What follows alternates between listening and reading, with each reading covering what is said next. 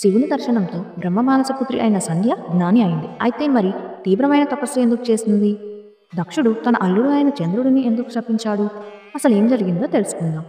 బ్రహ్మదేవుని సభలో మన్మథుని కంటే ముందుగా పుట్టిన సంధ్య శివుని దర్శనంతో జ్ఞాని అయింది.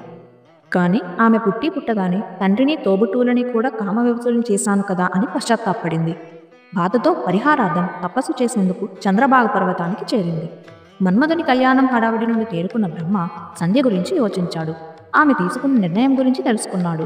బ్రహ్మ తన మానసపుత్రుడైన వశిష్ఠుడిని పిలిచి, నాయనా, ఆ అమ్మాయికి తపస్సు చేసే విధానం తెలియదు, కాబట్టి నువ్వు మరి ఏదైనా రూపంలో వెళ్ళి ఆమెకు ఆ విధానాన్ని బోధించిరా అని ఆజ్ఞాపించాడు.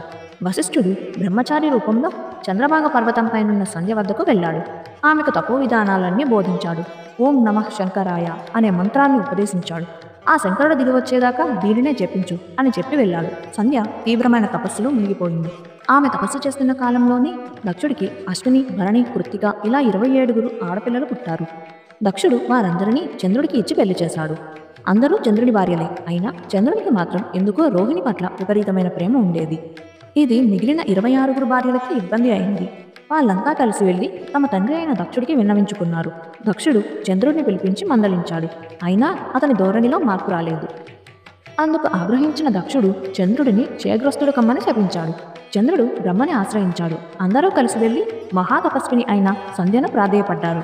కానీ ఆమె ధ్యాన సమాధిలో ఉండడం వలన వీళ్ళ మొరలేవి ఆమెకు వినపడలేదు. ఆమె చెలించలేదు. అప్పుడు మార్గాంతరంగా బ్రహ్మదేవుడు చంద్రభాగనదిని సృష్టించి చంద్రుని పవిత్రం చేసేందుకు ఇతర ప్రయత్నాలు చేశాడు.